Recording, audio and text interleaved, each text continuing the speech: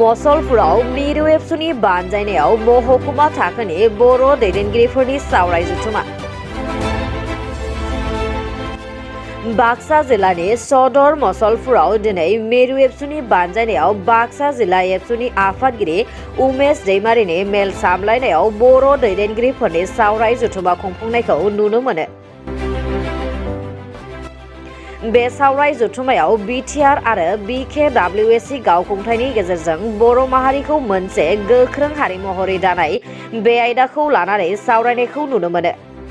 बे सावराय जथुमायाव मिरु एबसुनि आफादगिरि दिपेन बर'आ गाहाय नेहाथारि खोरोमदाव औवारिजों लोगोसे मिरु एबसुनि गुबुन गुबुन बिबानगिरिफोरखौ बाहागो लानायखौ नुनो मोनो। बे सावराय जथुमायाव मिरु एबसुनि आफादगिरि दिपेन बर'आ गाहाय नेहाथारि खोरोमदाव औवारिजों लोगोसे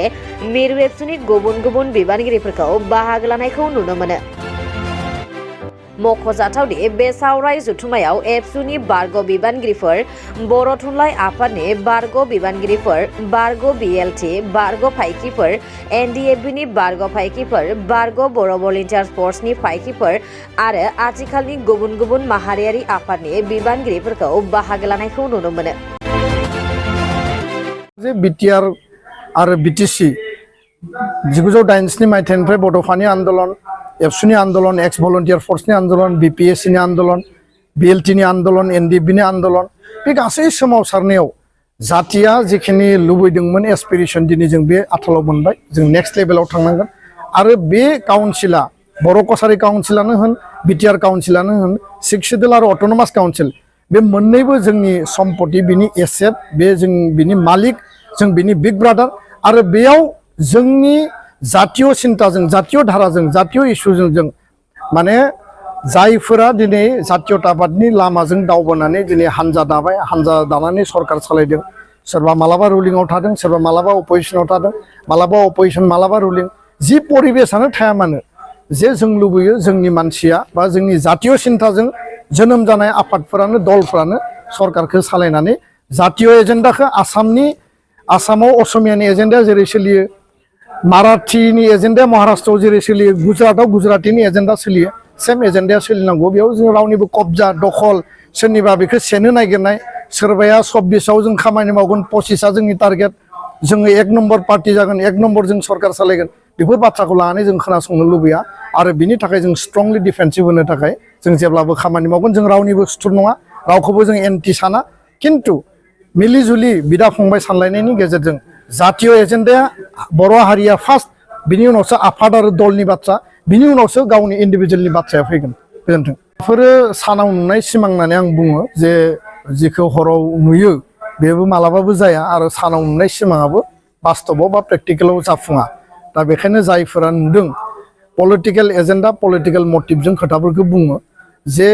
दिनै बाउन्डारि कमिसन दङ,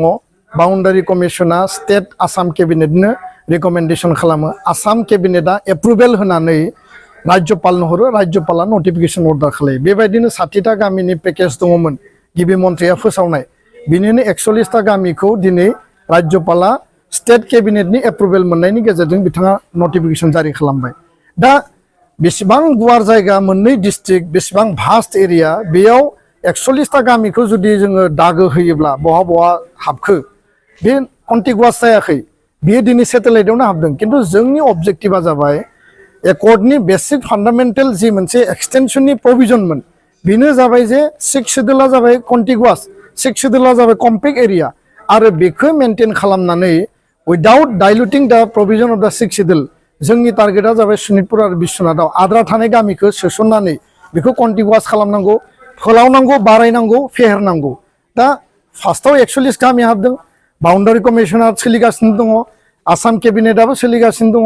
बेखौ नारसिननांगोन, प्रेसार होनांगोन। पलिटिकेल, रुलिं, अपोजिशन, जातीयबादि संगठन आरो दुलाराय बर' फरायसा आफाद जायफोर सिगनेटरि बिथांमोना जेब्लाबो प्रेसार होगासिनो दङ। दा बेखायनो बिगिनिंआवनो जुदि नोङो मुलाया देरनानै बिलाइया गांनै ओंखारदोंल', बेखौ नोङो फिथाइ थायगोन ना फिथाइ थाया, बा नोङो नारें कमलानि दा बोथोर, कमलाया माने फिथाइ थायगोन ना थाया, नों जुदि बेखौ कमेन्ट होयोब्ला बियो नोङो माने माबा एजाम्पसन होननानै बुंनाय जायो आरो बेखायनो बेफोर बाथ्रानि कुनु भेत्ति गैया, बेफोर मिनिंलेस। गुबुन फारसेथिं जे 60टा समष्टि जाया होननानै जे बाथ्राखौ बुंदों, दिनै 60टा समस्तिनि बाथ्राखौ एकर्डआव लिरनाय दङ एकर्ड मते डिलिमिटेशन जागोन दिनै बिटिआरआव 12टा समस्तिमोन आरो माखासे माने पार्शियेलमोन किन्तु डिलिमिटेशननि गेजेरजों एसेम्ब्लिया दिनै 15टा जाबाय आरो सोरबाया सानदोंमोन जानांगौ बे कुनु कारनाव 15टा जाया दिनै मोननै समस्ति लकसभा बिदिमोन किन्तु दिनै 1.5टा होबाय जोंनो मोनसे फुल आरो मोनसे हाफ दा बेखायनो डिलिमिटेशन प्रक्रिया जायोबा गोदान हाबनाय ओनसोल आरो थाखानाय एरियायावबो समस्ति बांहोनानै 60टा जागोन दा बेखौ लानानै सोरबाया जुदि कमेन्ट होयोब्ला बे माने मा होनना बुङो बेखौ इमेच्युर होननासो आं बुंनो सानो आरो 46टा समस्तिया जानायनि सम्भब जादोंब्ला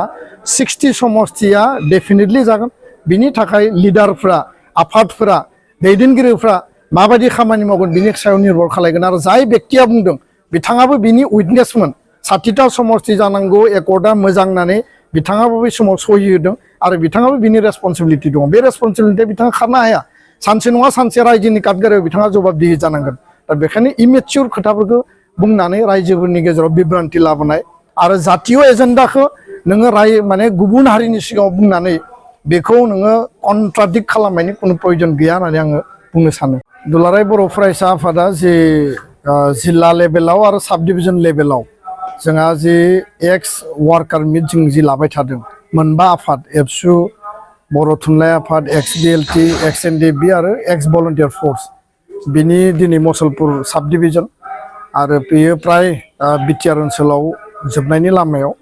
नेक्स्ट जोङो सनितपुर आरो धेमाजि बिश्वनाथ बेबायदि जों टारगेट खालामदों बाथ्राया जाहैबाय जे हारि दानायनि बाथ्रा आरो हारि दानायनि थाखाय बड'फानि जि मोन्थोर दंमोन गेरेमसा माहारि मास्टार रेस आरो जोबथा जि जोंनि आल्टिमेट एसपिरेसन बै एसपिरेसनखौ मोननांगौनि थाखाय आथिखालनि समाव जोंनि जातीयताबाद आरो माहारिबादनि सान्थौ सानस्रि आदर्शखौ लानानै जायफोरा हाबा मावबोबाय 30-35 बोसोर माहारिनि थाखाय गावनि समखौ बावसोमबाय सेल्फलेस भलन्टारिलि बिथांमोनजों जोङो माबायदि सावरायनानै उननि जि रोड मेप बेखौ जोङो थिक खालामनो हायो तयार खालामनो हायो आरो बे बिथिङाव बिटिआर एकर्डनि जिफोर दफाफोर दङ आरो बिटिसि एकर्डनि जिफोर दफाफोर दङमोन जिफोर मोनसे अपप्रचार आरो भुवा प्रचार जि मोनसे नेगेटिभ आरो डिस्ट्राक्टिभ जि मोनसे प्रपागान्डा आरो केम्पेन सोलिबाय थादों गुबुन गुबुन लेयाराव बे माने पलिटिकेल जिखिनि एक्टिभिस्टनि गेजेरजोंनो जा बा सोरबा स कल इन्टेलेक्सुवेलफ्रानो जा बिनि सायाव जि मोनसे आक्रमण खालामनाय नेगेटिभ मोनसे जि मोनसे प्रपागान्डा खालामनानै रायजो राजाखौ गाज्रि माने जि मोनसे ब्रेन वाश खालामनाय बिनि सायाव जों क्लेरिफिकेसन होदों आरो बेयाव कुनु लाखोमानाय सिखोमानाय एजेन्डा गैया बाथ्राया जाबाय स्पष्ट 6 शिड्युला भारत संबिधाननि मोनसे माने बेबस्था आरो नर्थ इस्टखौ लानानै 6 शिड्युलनि प्रभिजन दङ सेन्ट्रेल इन्डियाखौ लानानै 5th शिड्युलनि ट्राइबेलनि एडमिनिस्ट्रेशननि प्रभिजन दङ आरो 6 शिड्युलनि आधाराव बिथायावनो माने बिटिसिखौ क्रिएट खालामनाय जादोंमोन 6 शिड्युलनि आधारावनो बिटिआर एकर्डखौ खालामनाय जादों बिटिसि एकर्डनि जिखिनि बेबस्था जि फान्डामेन्टेल जि मोनसे एरेन्जमेन्ट जि मोनसे स्ट्राक्चार बे गावनि जायगायाव इन्टेक्ट दङ आरो बिटिआर एकर्डनि जि मोनसे बेबस्था एरेन्जमेन्ट आरो बेयाव जिखिनि प्रभिजन जिखिनि दफा दङ बै जे बिटिसि एकर्डनि 40+6 46 सिट बेखौ 54+6 60 सिट बारायनाय जागोन बे मोनसे मेजर एमेन्डमेन्ट जोंनि जिखिनि 2020 सनाव एकर्ड जानाय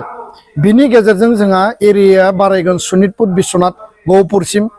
आरो अलरेडि माखासे 41 गामिया हाबबाय बिनि गेजेरजों 3082 खान गामियाव 3123 खान गामि दिनै माने दाजाब जाबाय माने टटेल जाबाय आरो बेयो बारायनायनि लामायाव सिटआ बारायगोन लेजिस्लेटिभ पावारा बारायगोन एरिया बारायनाय लोगो लोगो बा पपुलेशना बांबाय बा बेजों लोगोसेनो जोंनि माने गामिया बांबाय आरो अट'मेटिकेलि जि माने पावार्स दंमोन जोंनि पावार होनना बुङोब्ला साबजेक्ट जि डिपार्टमेन्ट जि 39टा डिपार्टमेन्ट रिलिफ एन्ड रिहेबिलिटेसनखौ बाद होनानै बेयाव एडिसनेलि 3 फुल फ्लेजेड डिपार्टमेन्ट प्लास जागोन 42 जागोन आरो मोनबा एडिसनेल साबजेक्टआ थाखानाय डिपार्टमेन्टजों बेयो मार्च जागोन दा बे स्ट्राक्चारेल जि बेबस्था बेयाव बिटिसि एकर्ड आरो बिटिआर एकर्ड कुनु कन्ट्राडिक्सन गैया बिटिसि एकर्डआ गावनि जायगायाव इन्टेक्ट दङ बेखौ कुनु कारनाव आघात होनाय जायाखै आरो बिटिआर एकर्डनि गेजेरजों जि माने जोंनि जिखिनि पावार एन्ड फांसन बे एनहेन्स जाबाय बेजों लोगोसे आपग्रेड जाबाय मर अटनमिनि जि बाथ्रा आरो एरिया एक्सटेन्ड जाबाय दा बेखायनो आर्टिकल 280 बे एमेन्डमेन्ट जानाय लोगो लोगो फाइनेन्स कमिसनाबो काउन्सिल लेभेलाव फैनायनि थाखाय बेयाव बेबस्था दङ दा बेखायनो बे खोथाफोरखौ जों रायलायदों आरो आथिखालाव गोबां राजनैतिक कुचकावा सोलिबाय थादों फार्स्ट एन्ड फरमस्ट सासे स्टुडेन्टनि स्कुल आरो कलेज इउनिभार्सिटिनि जि स्टुडेन्ट जायामोन बिसोरनि डिउटि आरो रेसपन्सिबिलिटिया जाबाय बिसोरो मोजाङै फरायनानै क्वालिटि इडुकेसन लानाय मोजां डिग्रि लानाय गावबा गावनि जिउखौ बिथांमोना दानाय आरो सासे हारिनि आरो देशनि मोजां नोगोरारि आरो सुबुं धोन हिसाबै गावखौ गायसननाय जाहाथे सेल्फ सास्टेन जानो हायो आरो जोंनि बर' फरायसा फरायसुलि स्टुडेन्टफ्रा स्टेट लेभेल नेशनेल लेभेलनि मोनफ्रोमबो लेयाराव जाहाथे सहैयो दा बेखायनो दुलाराय बर' फरायसा आफादनिफ्राय बेखायनो जोङो गुन गोनां सोलोंथाइ मावथांखि जोङो टेलेन्ट सार्च आनजाद खुंदों मेट्रिकआव जायफोर टप खालामदों बर' मिडियामनिफ्राय बिथांमोनखौ जोङो 50,000 होनानै जोङो सेबानि टपारखौ बरायदों कमल कुमार ब्रह्म देरहासार बान्थाजों जोङो बरायदों आरो UPSC APSCनि थाखाय ओरिएन्टेसन एग्जाम गुबुन गुबुन जोङो काउन्सिलिं मटिभेसन प्रग्राम खुंदों जों नुदों जे बिटिआर काउन्सिलाबो माखासे एजेन्डा स्टुडेन्टनि एजेन्डा लादों UPSC APSCनि बड'फानि मुङाव सुपार 50 मेडिकेल इन्जिनियारिंनि थाखाय लादों बे डेफिनेटलि जोंनि थाखाय बरायथाव किन्तु फरायनाया जिहेतु जोंनि प्राइम एन्ड फरमस्ट डिउटि बेजों लोगोसे नोंहा जातीयताबाद आरो माहारिबादनि सिन्ता चेतनाया साफ्रोमनियावबो थानांगोन खारन हारियासो फार्स्ट दा बेखायनो जों खावलायो जे फरायनाया नाम्बार 1 2 नम्बराव माहारियारि आफाद आरो गौथुम दुलाराय बर' फरायसा आफादनि मोनफ्रोमबो कलेज इउनिभार्सिटि आरो स्कुलाव फरायनाय बिथांमोन फरायसा फरायसुलिया जेनेरेल मेम्बार बे डिक्लेयार्ड आरो आनडिक्लेयार्ड साफा जेनेरेल मेम्बार दा बिथांमोना एक्टिभ अर्गेनाइजेसनाव बाहागो लानो हायो फरायनायजों लोगोसे नङाबा साइलेन्टलि बिथांमोना हारिनि थाखाय मोजां मावनो हायो किन्तु बेखौ गारनानै दिनै जुदि सोरबाया पलिटिकेलि मटिभेटेड जायफोरा एसे एज जाबाय जायफोरा एक्टिभ पलिटिक्सआव थांगोन बिथांमोना थांनायाव जोंहा बुंनो गोनां गैया किन्तु जायफोरा स्कुल आरो कलेज फरायदों जायफोरना भटार लिस्टआनो फैयाखै जायफोरा इउनिभार्सिटियाव फरायदों बिसोरखौ जुदि पेरेन्ट बडियाव मोनसे हानजानि पेरेन्ट बडियाव जुदि एक्टिभ पलिटिक्सआव जुदि सोयोब्ला बे जोंनि थाखाय एसे माने खाबजाथावै खामानि आरो बियो मोजां हाबाफारि नङा होननानै आं बुंनो नागिरो बेखायनो बुंनो नागिरो जे दिनै जायफोर स्कुलिं बा कलेजाव इउनिभार्सिटियाव दङ बिसोरो स्टुडेन्ट पलिटिक्स खालामनो हायो कलेजनि इउनियन बडि इउनिभार्सिटि इउनियन बडियाव बाहागो लानो हायो आरो बेखायनो जों नुदों जे भारतीय जनता जुब मोर्चा BJPनि युथ विं दङ ABVP दङ स्टुडेन्ट विं NSUआ जाबाय माने कंग्रेसनि युथ विं बा बेबायदिनो CSFI दङ गुबुन गुबुन माने पलिटिकल पार्टिफ्रा गावबा गाव स्टुडेन्ट विं युथ विं बानायनानै लादों